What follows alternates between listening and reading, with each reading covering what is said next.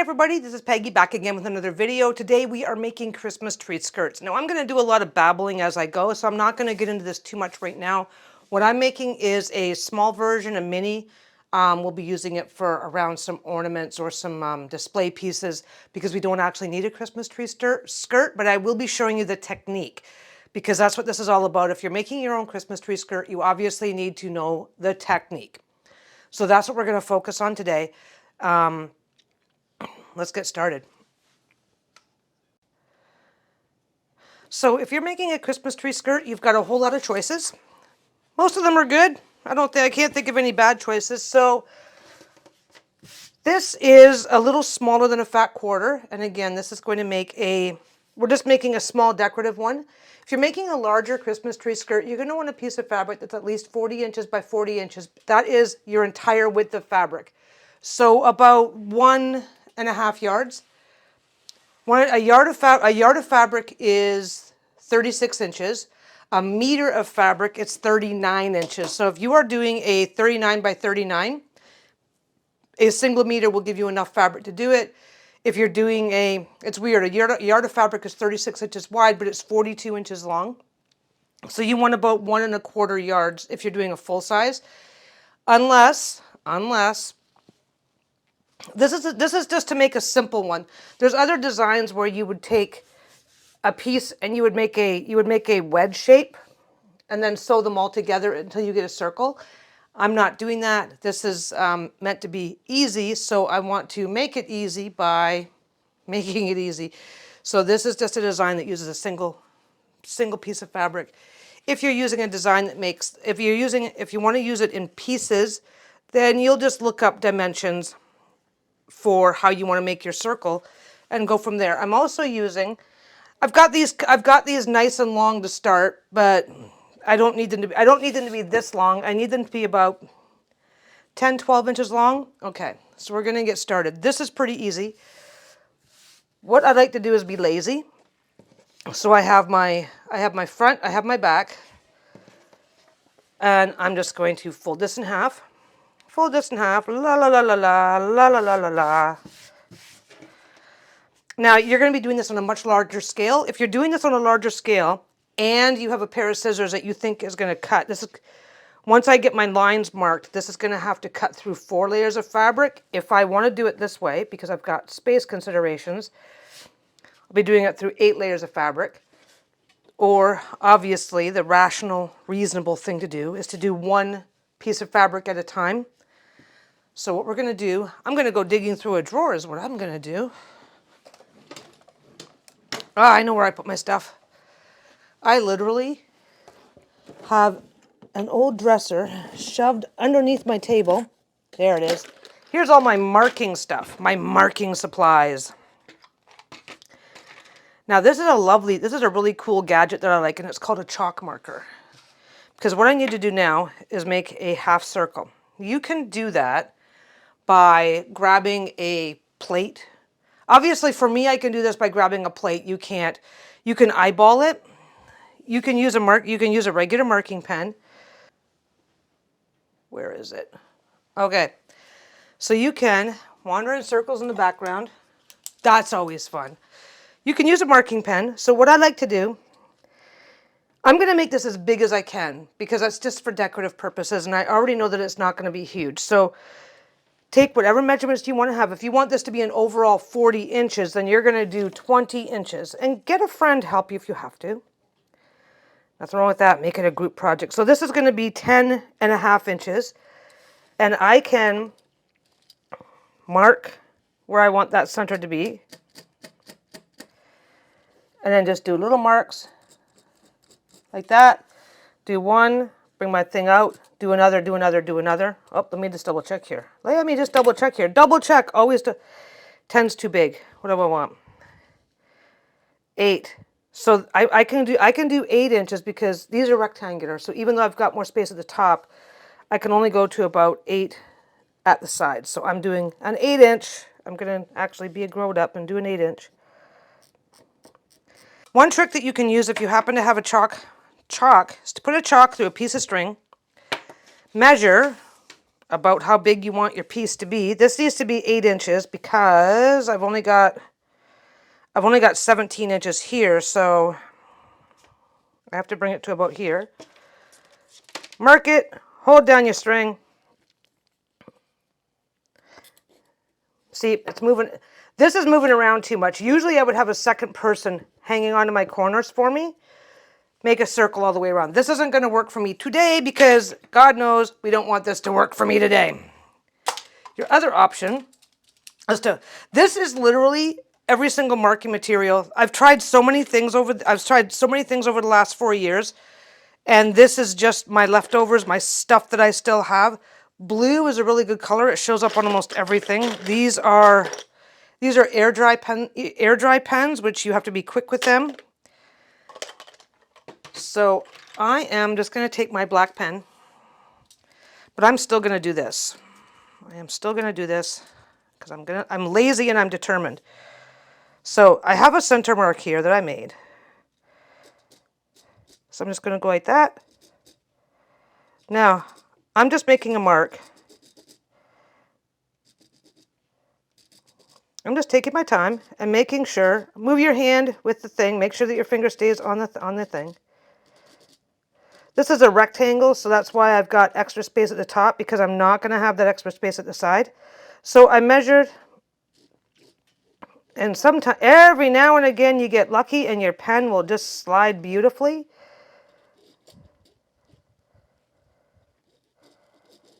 Whoops, don't move, don't move. This is about having a light touch. Usually you're just holding your pen here, press down with your finger at the spot. Now don't forget, this is basically a down and dirty, quick project. I'm not trying too hard to break the bank here or go crazy. Once it's done, you're just going to darken your line. Hold your fabric as you go. If you're really comfortable and confident that you can make a reasonably shaped half circle, then just go ahead and do that. Yeah, that line came in pretty good. Okay, your other option, there we go, look at that. I have an old pizza pan here. Your other option is to find the center, push it down, use whatever you use. I use this for a particular, for a while there I was doing round reading cloths. I still do round reading cloths. I just don't have the time for them anymore. They don't take a lot of effort. They don't take a lot of extra time and effort. If you looked at my video about doing a reading cloth, a round reading cloth doesn't necessarily take a lot of extra time and effort, but I just get so busy with everything else. Now, cut it. The beauty of this particular project is if by the time you're done, you don't have perfect circles, nobody's going to know, because what do you do with a Christmas tree skirt? You fluff it up. Okay, now, outside is done. Outside is done. Realistically, I would be cutting, I already had these cut from a different project. Realistically, I would then take my leftover pieces and cut a 2-inch piece out of here, which I might as well cut. You know what? I'll cut the 2-inch piece. I'll do it. I don't need to use these. I have another project that'll use those anyway. Take your fabric that's left. If you don't have fabric left from your circle, if your circle ends up coming out really, really nicely, because you have to have something to tie your Christmas tree skirt up when you're done. These can be pretty long. These actually can be quite long. I'm going to do 2 inches because I want a relatively narrow tie. If you like thick, chunky ties, make it 3 inches. I'm going to do a 2-inch tie. There we go. So now I've got my first half circle. I've got my ties. Now I have to make another circle in here. I have to make another circle in here to go around. Now again, you're going to double check against the size of all the things that it is that you need to make. I have a half circle right here. My little camera cap. I shouldn't do that. I don't want to get ink anywhere near my my lens. What do I have that's a half circle? What do I have? I have, you know what? I have my handy dandy lint brush. Now, for some of you, depending on the size, double check the size, double check your tree or the size of an opening that you're going to want. Some people just want to, some people actually need a quite wide opening.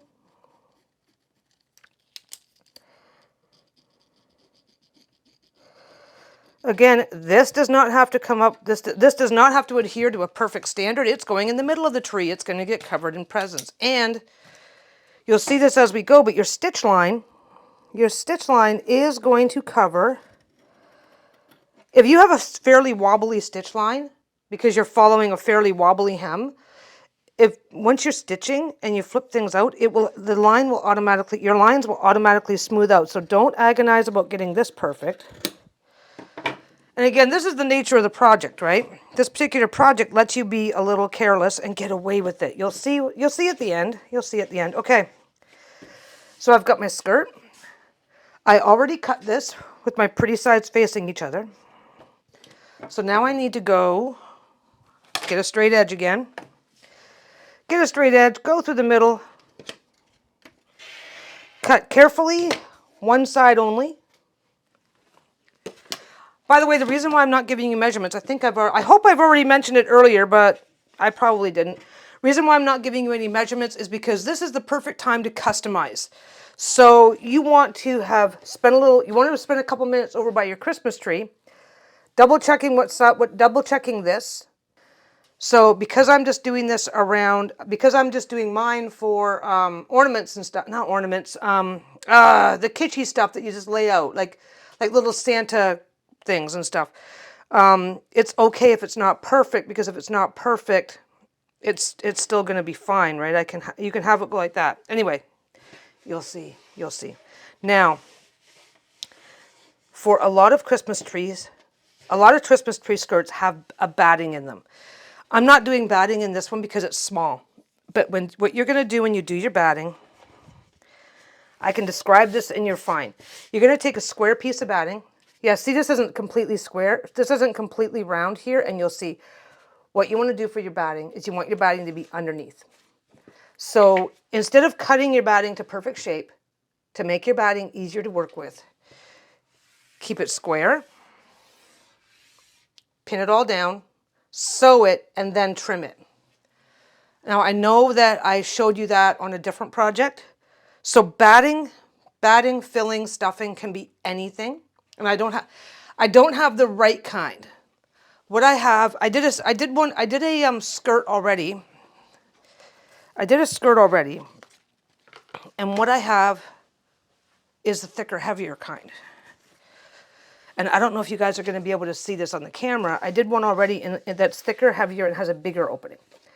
Now, I knew I needed more. I knew I wanted more than one of these. That's why I'm making a second one. But this one here is quite stiff. So what you use for your batting is entirely up to you. You can just simply use an extra piece of fabric for a little bit of stiffening, or you can use batting. As a matter of fact, you know what? Just to show the how-to, I'm going to go ahead and cut a quick piece of extra fabric, and I'll be right back. Okay, I'm back. So what I'm doing is just adding one extra layer. Actually, I'll probably leave them both on. I'm adding an extra. I'm not adding regular batting. I don't need regular batting. I just need an extra layer for internal structure. So what I'm going to do is I'm just going to lay this out here. I'm going to lay this out here. I'm going to get super distracted so that I can't talk and work at the same time. I'm just going to lay this out here. This is just basic broadcloth. This is just broadcloth. It's fine, and I'm laying it out like that, and I'm not doing anything else with it. I'm kind of adjusting all this because things have shifted. Okay. Now, when you cut from a bolt, you always get two sides, right? You have your front and your back. I want a little extra structure, but my batting is too heavy. My batting is too heavy and doesn't even want to bend, and I need it to be able to be fluffy. I also don't have the correct kind of batting, but I don't need to care. So we'll work with it like this. Don't you hate when those fake accents creep in when you're not even paying attention? Okay. So a lot of people like to pin. Sometimes you can just get away with putting a pin in. If you feel like you've got some pretty rock solid hand-eye coordination, then just put a few pins around the center. If you feel like you don't, then just pin the outer and the inner edges. Okay? This isn't hard. We're going to do a particular pin it with good pins, not the crap I'm using. That was not okay. So I'm not agonizing over perfect lines. I could, don't want to, don't have to. And you're going to see why when I'm done, because I like to show you guys the cool way to not stress. Hey guys, here's a way not to stress. Let's not stress. Okay. Now, so I'm just going to pin that. So this has been pinned to this. Now, if you're working with regular batting, this is a good tip. You're going to have extra cutting when you're done, but doing it like this, because, let me go over the sewing machine and I'll finish this thought. Let's go. Okay, because. I'm actually going to pick up right where I left off. That's awesome. I don't very often do that. Turn the sewing machine on. Okay, so what we're looking at here with the batting, here's some vertigo. No day is complete unless I do that to you guys. So what's going on here is with the batting, if you're using a layer of cloth, the more layers of cloth you have, the more likely that something's going to shift, for starters. So you already know you already have your two pieces facing each other. Your batting is off the bottom. This, like I said, I want extra thickness for structure, but this is small enough that batting will stiffen it too much for me. So I'm just using regular fabric to give it some weight. So two things. If you're either skipping the batting, skipping the filling entirely, which you can, it's your project. If you're skipping the fabric entirely, or you're using diaper flannel, an old t-shirt or two, well, if you're doing a small one, you can use an old t-shirt. If you're using just an extra layer or two of fabric for that quality, then these become washable. If you're using the really light, if you're using that really light batting that's kind of one step away from pillow stuffing, then washing these is a problem, because even no matter how much you quilt these down, the batting can really slump. Which is why when you see those really super fluffy blankets, they say dry clean only, because the minute you get them in a tub of water, it's not, there's more than one kind of batting. The kind of batting that I used on the one I just showed you is a stiffer washable batting, which is too stiff for this it is too stiff for this project, especially at this size. The other kind of batting means that it's not washable. We have 2 dogs, everything needs to be washable. So this is what you're going to do. You're going to do your top piece, and you're going to do your 2 outer pieces, pretty sides facing each other. You're going to put your stiffener, your batting, your diaper flannel, whatever you're using. Diaper flannel, by the way, makes a really good batting for these because it's so light. I just don't happen to have any right now. I'm thinking about getting some though, because I want to do some summer blankets, and if you're quilting and want to do a summer blanket, but diaper flannel is awesome for them. Anyway. So I'm just going to leave this for now. One of the things that you'll notice about sewing, and again, I can trim it now, and that's fine. But what does happen is that when you're sewing, the more layers you have, the more likely something is to shift. Now I can trim it now and clip every inch, or I can just relax, chillax, and remember that this particular project isn't going to be. This particular project can be very forgiving, because you make it, you throw it on the floor, you ignore it. Honestly, you cover it up with presents, you do whatever to ignore it, and you're good to go. And so you only really pay attention to it occasionally. So basically what I'm doing here is, I'm just going to tuck that up out of the way. I'm making my ties. I need 4 ties. Now these are, how long did I end up making them? These are 17 inches long. They don't need to be 7. Actually, if you're doing a bigger project, they probably need to be about 12 to 14 inches long. If you're doing a smaller project, you can probably get away with them being about 10 inches long, which is what I'm going to do. I'm going to trim these down in a second. These do have to be trimmed to the size that you want. Oh, look at that. 1, 2, 3, 4, 5, 6, 7. I have a 7-inch piece left, which means that I can make keychains later. I already have one that I made. I screwed up. I screwed up making a piece like this, so I just turned it into a keychain. That should be, I should do that as my next project. Okay, I'm just gonna go over there. So I've got a 10-inch by 2-inch piece of, I've got 4 10-inch by 2-inch piece of string, of this, and you don't have to do it this way. You can use ribbon, you can use anything you want that you can tie with, that you can sew. If it's fine enough to sew, then you can work with it. It's just that I don't really have a lot of that stuff right now. I have exactly one piece of ribbon right now. It's 2 inches wide, and you can't really sew that stuff down. So fold it in half, finger press. Good to go. Sew it in half, finger press. Sew it. Fold the outside to the middle line, finger press. Just go a little bit at a time. I don't know if you notice, I'm holding the bottom here and then finger pressing out.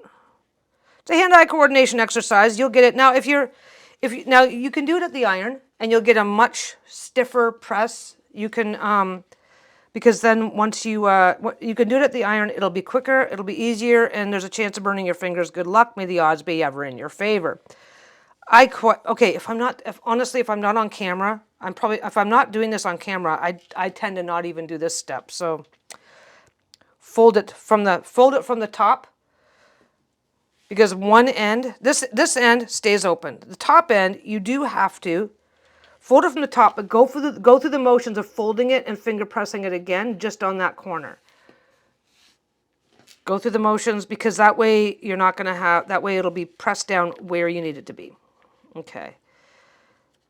Now, timing wise, so far I'm about good on for time, because I already had some, this fabric was already in, slightly smaller than fat quarter pieces, so I just had to go grab them. So you're kind of seeing everything in real time so far, just in case you're wondering how long this project takes. It's super dry in the house, so I might start coughing now. Coughing breaks are fine. Okay, take your time, press that up, get a little clip. Clips or pins, obviously I have both, so I use both depending on what I'm doing. And then from there, take your time. No, I mean, I'm futzing this back and forth, back and forth, back and forth, because I just want to make sure I grab it right. Get it there, get another pin in, get another clip in there, and then get this clipped into place. Now, it's quicker. It's overall quicker. Put a couple extra clips in if you really need to. It's overall quicker if you do all 4 at the same time.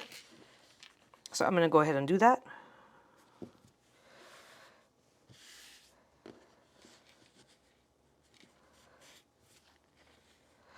This isn't hard. Did I show you guys how to make keychains yet?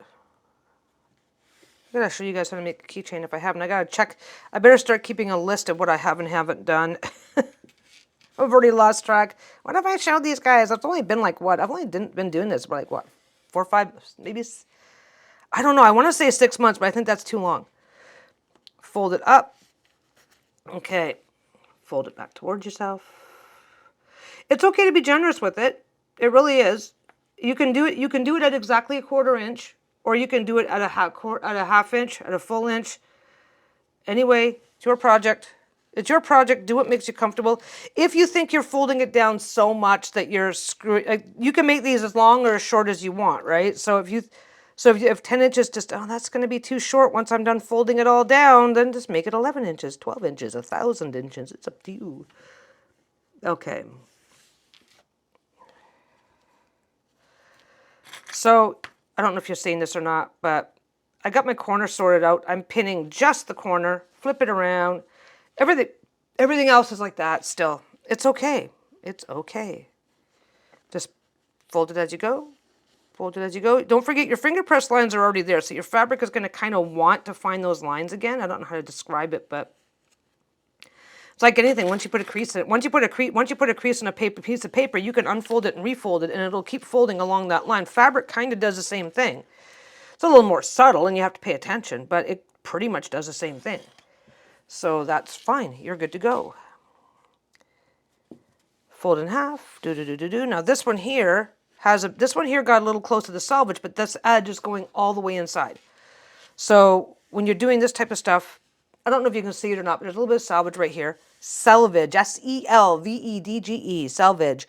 There's a little bit of selvage here, but because of what you're making, it's not going to be affected in any significant way by just leaving it on and not worrying about it. Obviously, if you have the side of the selvage where it's white, and the white is going to be visible once the fold is done, you got a problem, but this is fine when it's on this. So sometimes selvage pieces or pieces that are too close to the selvage do have awesome extra uses. You just got to like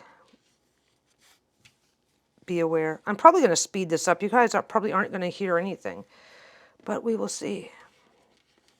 There we go. Give that a little press. I just press this like this because that way when I unfold it and fold it down, the finger pressing is a little bit more obvious because you obviously don't want to. Well, you can screw it up and still be fine. It doesn't end your world. Again, these are ties that are going on the back of a tree, and this step only exists if you don't have something on hand already that you can use as a tie. So keep that in mind. If you're looking at this going, oh my God, making those ties is gonna, yeah, I'm already onto the third one, and I'll tell you now. If you're looking at this going, if I have to make those ties, there's no way, then just go buy a piece of ribbon. Go get a piece of ribbon. There's plenty of things that you can use as your ribbon. So this step is, like I said, only necessary if you are determined or if you have nothing else that's available to use. And I'm not a big fan of throwing money at a problem, so I'm going to make ties out of the leftover fabric, but you don't have to.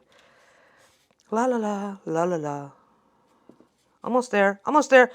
Honestly, we're almost on to the sewing stage. So once we're on to the sewing stage, life gets pretty good.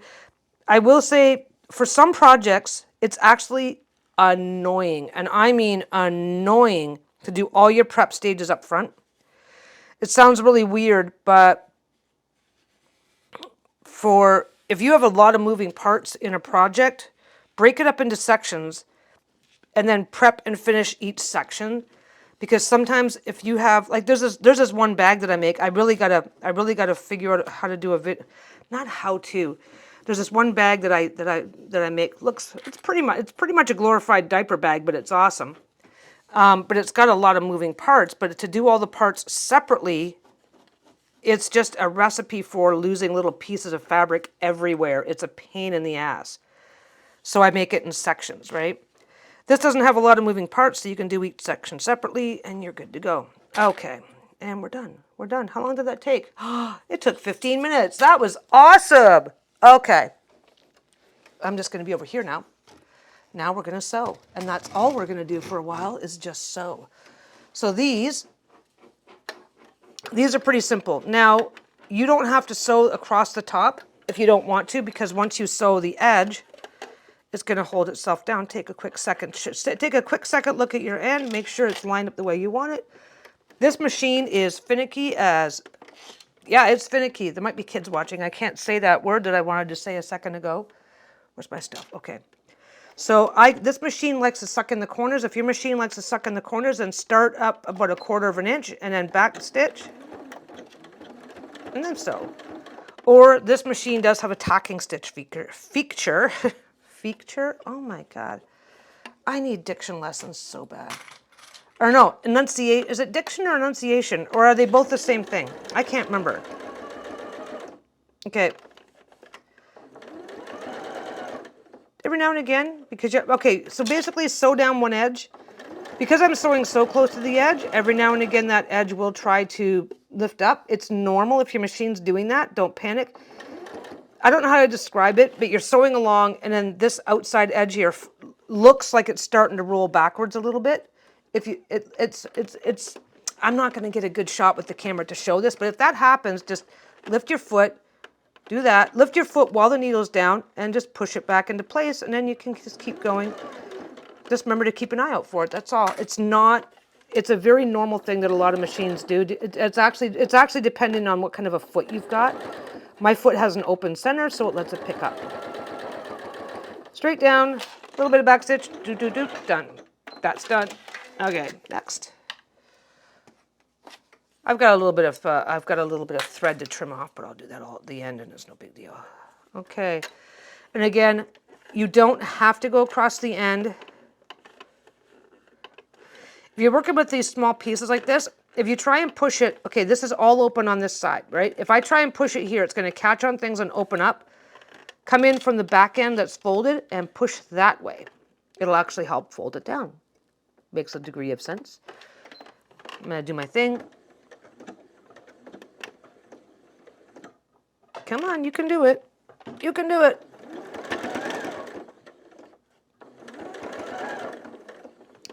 Tried to hang up a tiny bit in the machine, that's fine. They do that. They do that. This is where you decide how big of a if something happens that you don't like, take a second to reflect on the project you're doing before you decide whether or not it's a big problem or a minor problem. Like that just kind of tried to hang up a tiny bit, and it's no big deal. Everything's still sewn down where it needs to be. And it's just a tie. It's not a piece it's just a tie that's going on a Christmas tree skirt versus something that's going to tie your, maybe you have maybe you're making a shirt where you need to have a tie at the top of the shirt or something. It's not going to be in a place where anybody's going to notice or be concerned, and the stitching itself is solid.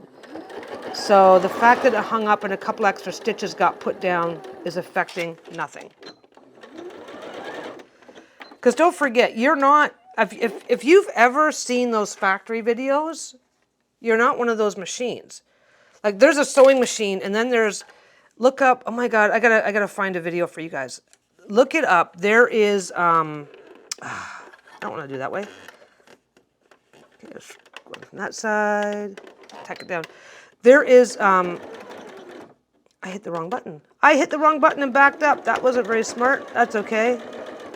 Nobody's seeing it. My reverse button and my tacking stitch button are side by side. Anyway, if you've ever seen, people get concerned about their stitching. Oh, when I look at a shirt, I see such straight, perfect stitching. What you see is a manufacture process. Some stuff is done by hand, but a lot of times what you see is a process where the piece of fabric was put on a jig and basically sewn down by a freaking robot. And it's a really interesting process to see, but it brings a level of perfection to the table in terms of perfectly straight stitches that you're never going to be able to emulate. I can't emulate it. Now, don't get me wrong. I mean, oh my God, I've seen some of the work that people, especially people that are into quilting. Quilting is its own special magic. Oh my God. Where, if things aren't done to precision, then, okay, proper quilting, not the quilt. I quilt. I don't care. I quilt. But I'm never going to win a contest with it, that's for sure. Anyway, a lot of sewing that you see nowadays was done not just on a sewing machine, but on a special industrial size machine where a person where there's a clamp here, a person goes, it's a big machine, and the person just puts a clamp on it, and then the machine does it for them. So keep that in mind when you're worrying about whether or not your stitches are straight enough, because they are. A little piece of extra thread got in there. Some fluctuation as you stitch is completely normal, to be expected. That's why it's called a seam allowance, not a seam restrictive guideline that you must adhere to at all times. As long as your seam is solid, as long as the seam itself is solid enough so that things aren't going to fall apart, it's not the end of the world if there's some fluctuation. And you're going to get better. You're going to get better with practice. Don't think I'm telling you that you're never going to improve.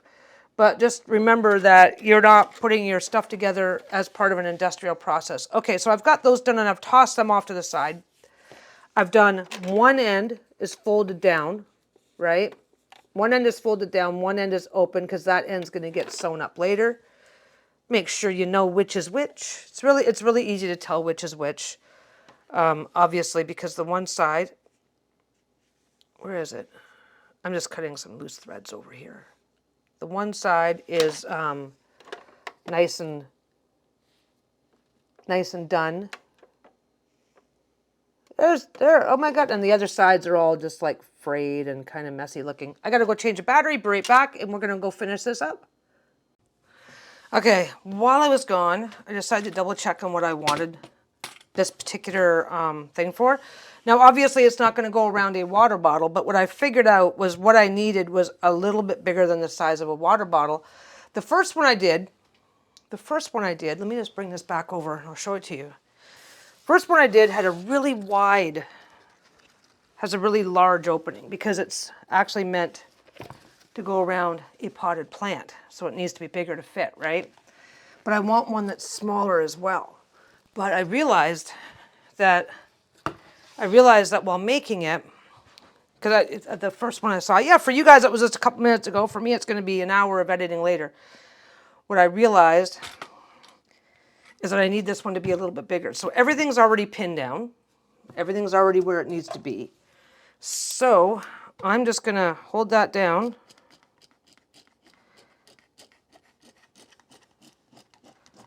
Take my time. I'm pushing down with a bit of force. Don't forget, nothing has to be perfect, and it's up to you. And you can always make something smaller. Okay? Smaller is easy. So I'm going to make it a little smaller. What I'm going to do, I've already got my sew line. I've already got my line marked here, right? I'm just going to trim this out later because I can make it smaller without causing myself a whole lot of trouble. So I just remarked my line. I just remarked my line and made it smaller, and life is good because I want this to go around. I want this to go around ornaments that are probably about that big. So if I make it only that big, then if I make it only this big, I can only put it around those kind of ornaments. Don't forget, on a Christmas tree, let's bring that thing back. Let's bring this back. On a Christmas tree skirt, this kind of matters. This is why I'm kind of stopping myself. This is why I'm stopping and like checking myself. On a Christmas tree skirt, okay, that's too big. Obviously, that's too big, right? But if I have to, I can go like this and wind it tighter. I can go like that and wind it tighter. Now, of course, my tie, I'll have to like get in there I'll have to like do something else and tuck under the ties, maybe use a couple of safety pins or something like that, but I can make this smaller. I can't make it bigger. That's what I'm getting at, okay?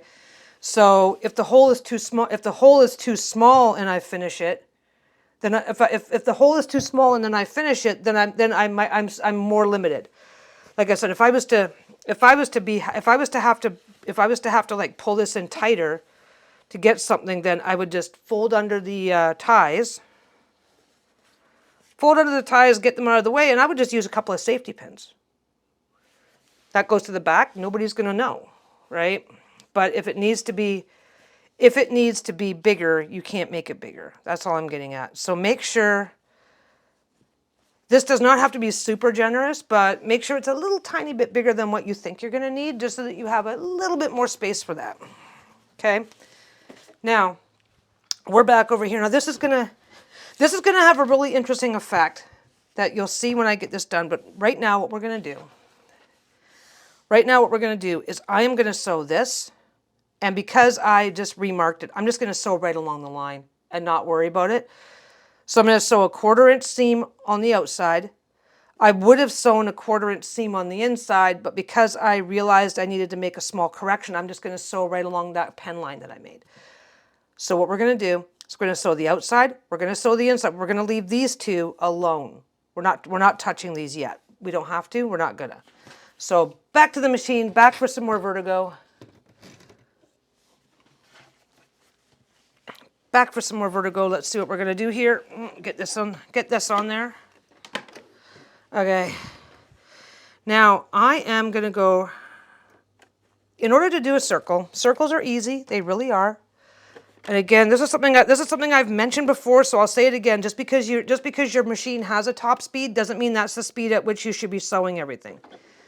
So I am going to backstitch, and I'm going to take my time. Now, the outside's a little easier, but take your time, bringing it out as you go. Don't let's get back here a little bit. I think you guys are actually going to get better lighting if it's back there a bit. There we go. Don't panic.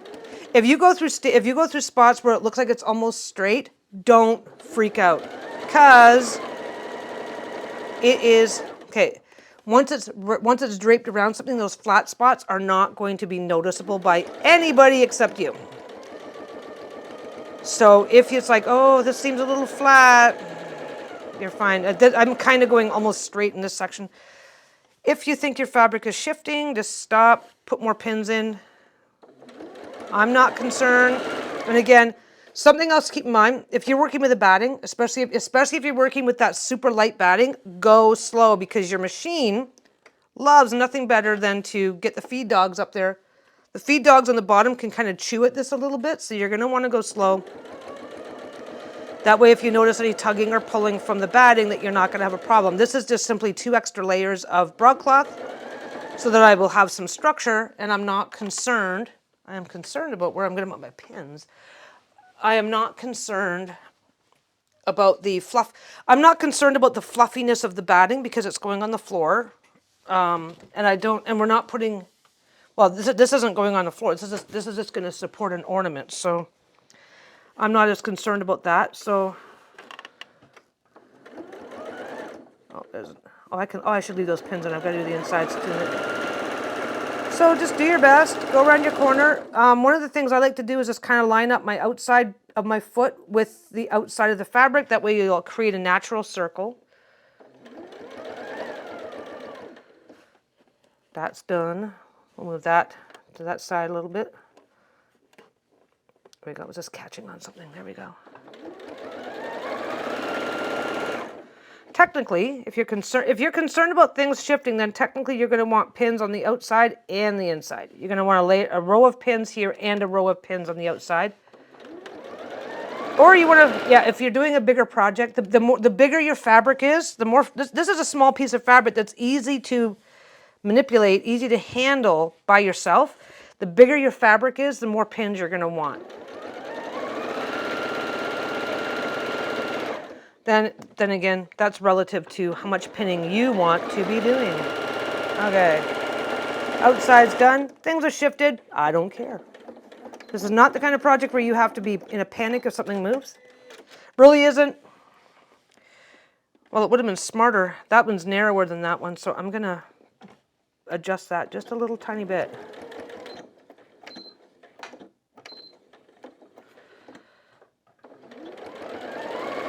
There we go. Okay, so what happened here is I had this came in, and that was out enough that I was going to be off. I felt like it wasn't going to line up very well because this was a 1/4 inch and this is like about 2/3 of an inch. It just turned out bigger. So I just added an extra little line here to bring this seam in a bit so that these lengths will touch better.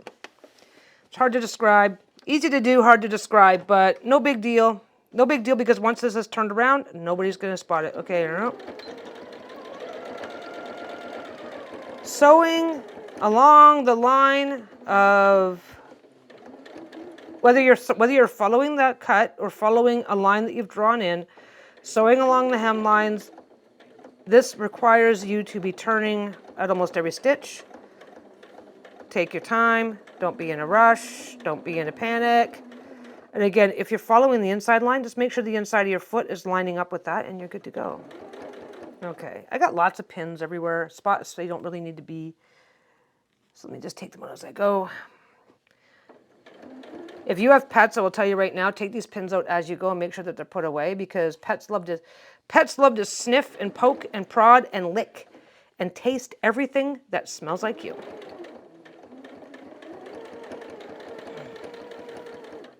It's like, oh, you've been handling this. You've had your scent is all over this. It must be important. Let me check it out. But I'm gonna get those out too. That's my own pet peeve. Just that we have 2 dogs, and they think that they have a right to anything that we have. It's like, well, you have that, and therefore I want it. It's mine now. Okay. Sorry, I talk like this when I'm concentrating. Apparently I sound like a stick when I'm concentrating. But anyway, okay. Back over here, we're going to give you guys some more vertigo. There we go.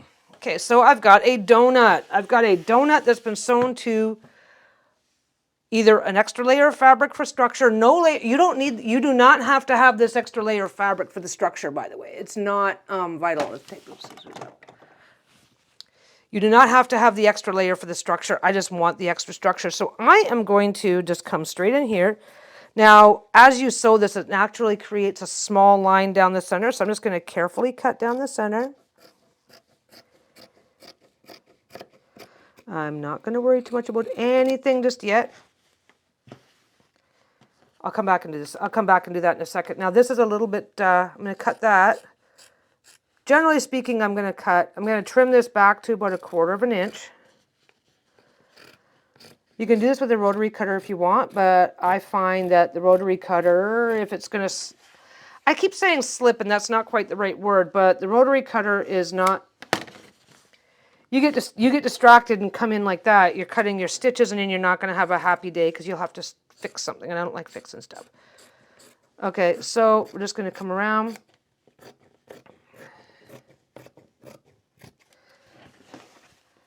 La la la, la la la, la la la la. Now the inside is going to be a little bit different. It's not the end of the, it's not anything, don't worry, it's not rocket science here that we're doing, so. Come on, la la la la la. So yeah, so if you are deciding to follow along with a mini here, or you've got a mini tree or whatever, just don't be afraid to stop like I did and just double check your interior. And don't forget, this is also something you can do. I'll show you. I'll actually show you. Okay. Before you do anything else. Okay, so I'm cutting out the interior circle. I'm also cutting some of that extra fabric that I now no longer need.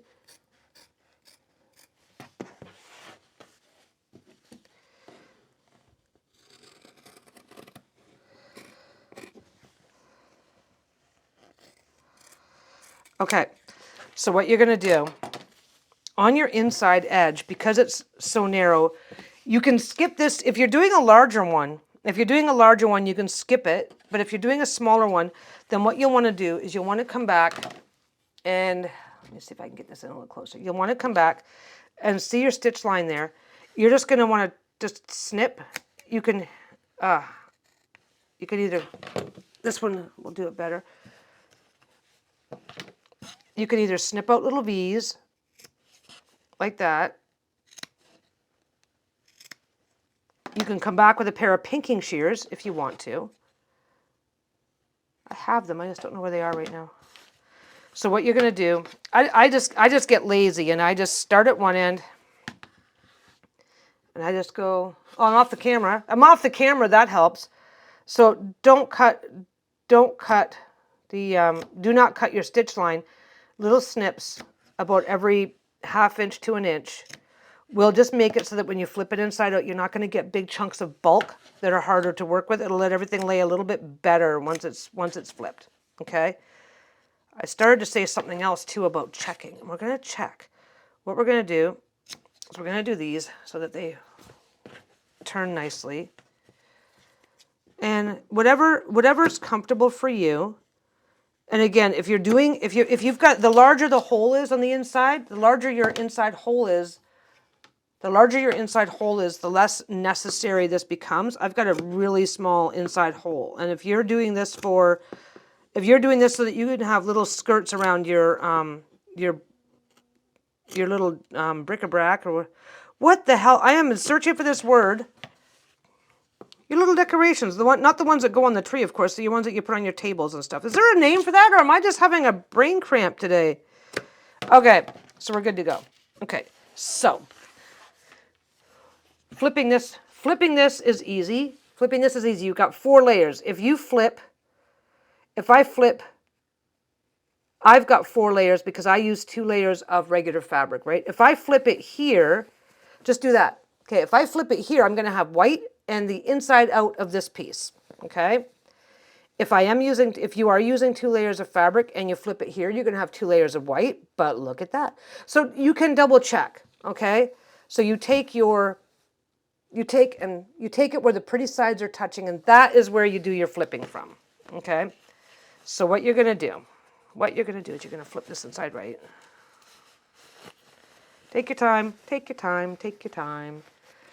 So far, I think this is probably just, this is the same thing that I do for every single video. If I wasn't taking the time to explain what I'm doing as I'm doing it and stopping to chat, I could have probably had this done by now. Also, if I hadn't had to stop to make these, I would definitely have this done by now. So keep that in mind, that the ties can take up a big piece of your time. Okay, so you've got this. Oh my, I think I ended up with, I think I ended up very close to what this hole was on the other one. Okay, so now before you do anything else, because you haven't sealed it, if something's going on and I absolutely have to, I can come back in and make this inside hole bigger. This is important to know, because now I can take this and I can just go like that, and I can go, oh, okay, I already know that what I'm doing is about this size. Well, look at there, it fits, right? But I don't have an example. But what if it was bigger? And it's like, oh, well, if I make my hole bigger, it'll fit better. So this is what we're looking at right now. Okay, so we're fine. This is where it needs to be. Now, you've got a couple of choices to make as well.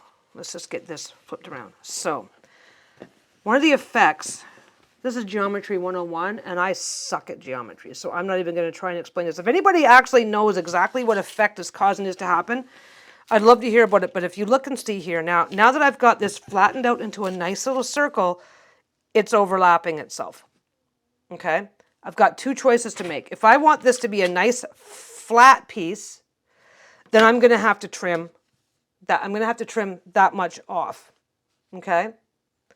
If I want this to lay completely flat, I'll have to trim some of this off. If I want this to be nice and fluffy and like that, then I don't trim it. Make your decision. You do have to make, okay, you don't have to make your decision now. Like, I mean, if I'm doing this and then next year I'm doing this, I'm going to be going like that, right? You know what I mean. You guys know what I mean. You guys are awesome. You're awesome people. You know exactly what I mean. Okay, so what I'm doing right now is deciding, do I want this to be fluffed up? And this has a much fluffier feel than that one, because it's got the structure of the extra fabric, but it's not as thick as standard batting. But it's not as fluffy as the really people use it to make it look like they've got snow draping over stuff. Anyway, that's what it's going to look like with some raised pieces. If I do it like that, if I want it to lay flat, then I will have to trim a piece off. I'm not trimming a piece off. There's no way. Okay. Where we are right now is adding these. These are easy now, because what I've done, get over there, get over there. Get over there. There, that's figure 8. Look at that. Okay, what I've done is gotten this like that. Okay. Now, I am going to do it the lazy way. You can get over there with the iron and start messing. I'm going to take about a 1/4 inch or so, and I'm going to fold it in half. I'm going to just trust my hand-eye coordination. I've still got this pinched in this hand, and I'm going to do the same thing over here. I'm eyeballing it because I don't care. And then I'm just going to do that. And I'm going to do that. Now, where I should be doing this is over at the iron, so that I can get this done and give it a quick blast with the iron, which I'm going to do the second one over at the iron for you. But I'm just showing you that you can be lazy. If laziness is your goal here, you can be lazy and get away with it. So I'm getting away with it. Now I'm just going to do that. I'm going to do that. And then I'm going to pick how I want these to go. That's the sewn end. So the unsewn end goes to the inside. And I'm going to grab a clip. And I'm going to clip that into place. Then I'm going to take the center, clip it. And again, if you need a clip, if you need these clips so close that they're touching each other, then do that. Don't let anybody tell you. And you could put both the same on one side. Actually, I'm going to do it that way. Both the same on this side. Tuck it in. And give it a clip. Okay, I'm not going to go over to the iron. I don't need to go over to the iron. Basically, what you're doing, if you go over to the iron, what you're doing is you're just simply getting everything lined up in place and giving it a blast with the iron with some steam to hold it in place. So don't be afraid to stop and do that. Now I'm going to be manhandling over at the other side. So I'm just going to put in 2 clips. So I've got 1 clip holding each tie down. I've got 1 clip holding each. So we're going to go over here. We're going to flip. How did I do that? Okay, everybody has their own hand-eye coordination. For me, I do really well if things are, I did the last one really well facing up in this direction. Don't be afraid to flip things over. It's like you don't have to learn to do everything frontwards and backwards. Okay, so take that, fold it in a bit. And some of that overlap that we were concerned about earlier is obviously going to get used up, going to get taken up by doing this. So don't forget to take that into consideration if you decide you need to trim it. Okay, wiggle, wiggle, wiggle. Look at this. Once you have it where you want it, once you have your outside edges along the seams folded down, the rest of it just wants to fall into place. Let it. There we go. Take your time, wiggle it into place. If you need to give it a blast with the iron, spread your fingers as far as you can, and then get the tip of the iron in there, like that, and then just make sure you're not leaving your fingers down, is all I'm trying to say. I'm not doing a very good job. I'm trying to explain stuff that I'm too lazy to show you. So how does that work? I don't know. I'm going to put my pin in the center my clip in the center this time so I can be a little quicker and lazier. Oops, double check. Yep, that's the wrong end. There's the end. So the end that you've sewn needs to be the end that's sticking out. If you sew it by accident so that end is the wrong end sticking out, when you're done, just give it a single fold. If you accidentally sew that part down and don't realize it till you're done and go, oh my God, this is the end I should have put inside, right? Then you just go fold, fold, and you're done. Just put a quick line of stitching across the top and you fixed it. So it's not an end of the world mistake. A lot of people think if they put these in backwards that they got to pick out everything just to flip it around. It's like, no. No, like I said, you're not putting it somewhere where it's going to be the highlight of everybody's attention. So you can cheat a little, skip steps a little, do whatever you need to do a little. Let's double check on that. We're going to clip that guy down. Something shifted, so now I got to go see what shifted. What's shifted over here, buddy? Buddy, there we go. Everything's fine now.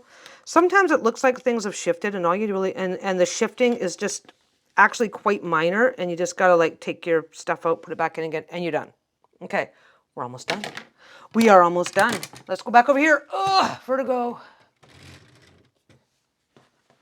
Okay. Put it onto the machine in whichever way makes sense to you. Find out where your clips go.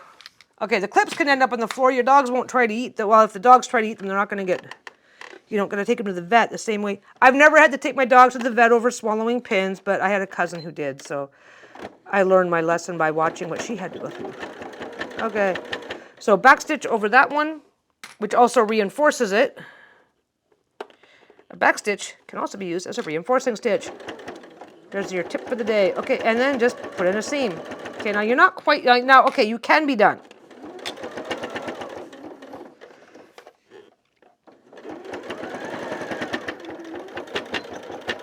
Backstitch again. There we go.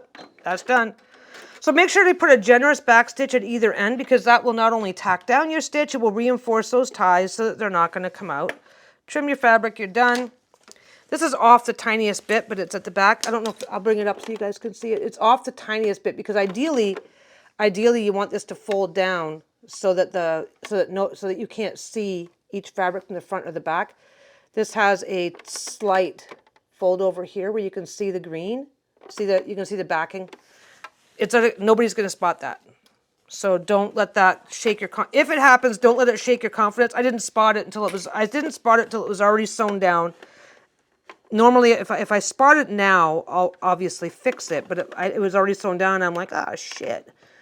Don't let that be the end of your day if that happens, because shit happens. And again, you're not in a factory setting. You're not in a factory setting where 16-year-olds are just putting this on a special jig that's got clamps and clips to line it up perfectly for you. It's crazy. It's crazy that just this shit. Like, look up Levi's factory or something. There's some stuff that's done by hand, but there's so much of it. I don't know why I just hit that. Just hit my back stitch by mistake, so there's a back stitch there. The buttons are all right here, so it's really easy to just be like, and in your hand, just, you don't have to press hard to make some of these buttons activate. Okay. I'm just babbling now because I'm almost done. Almost done. You've got a couple of choices to make, and I know which ones I'm making, so I'm almost done. Something shifted. I don't care. Get in there with my little tweezers. Give it a little tug. Perfect. If you are in perfection mode, then don't be afraid to use your tweezers to shift stuff into place while you get your. There we go. That one's a little off because there was a little bit of bulk in the corner. This one's not exactly into the corner because there was a tiny bit of extra bulk there. I don't know what it was from, so. Okay. Okay. Now. Got a couple of choices. So this overlaps a tiny, it still overlaps a little bit. Where's my bowl of stuff? Still overlaps a tiny bit, but I'm putting it here.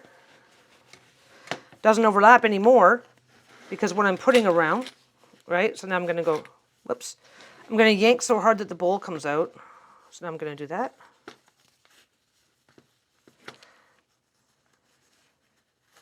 Tie it. Do that. Tie it. This is pretty common to have a little gap. No big deal. Put that. Tie it.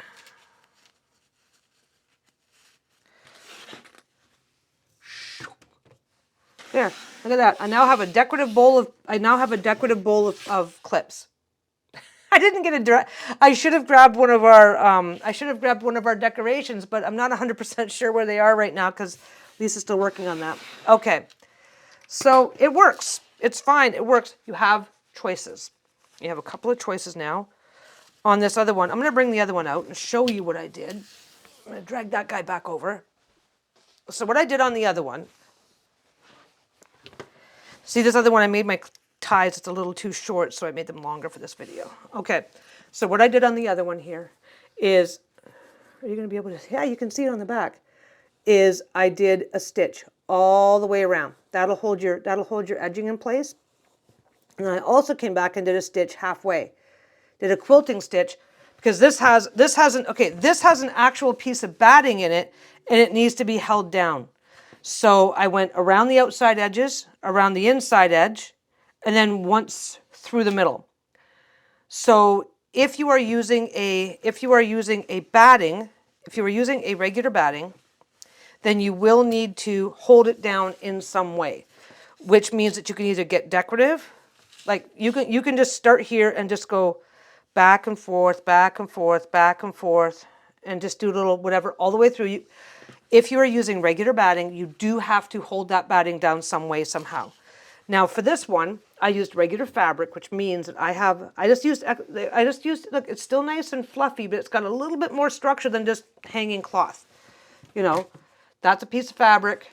That's this guy. There's just a little bit more structure. There's a little bit more structure here, so I can flurf it up. Okay, so what I'm going to do with this one, because I don't have to come back and tack it all down, I'm just going to get this on the iron. I'm going to give it a quick blast with the iron. That way it'll set my seams at the edges, right? So I'm going to iron. Actually, you know what? I don't think I'm going to. If you're going to iron it, you're going to iron it the same way that you would do a two-sided anything. You're just going to line this up. You're going to give it a blast with the iron. You're going to go all the way around. Then you're going to come back and do it again for the inside. That's what I've done here. But like I said, this I did on a regular. Look at that holding itself up. This I did on a regular piece of batting. This I did on with 2 extra pieces of fabric. You can do it with one, you can do it with none. The less you use, the lighter it is. This has a nice little fluff. I wish, well, I mean, I guess it doesn't matter. If I'd used that other kind of batting, it's not going to show up on the camera. If you were here in person, I could say, look, here's all the different.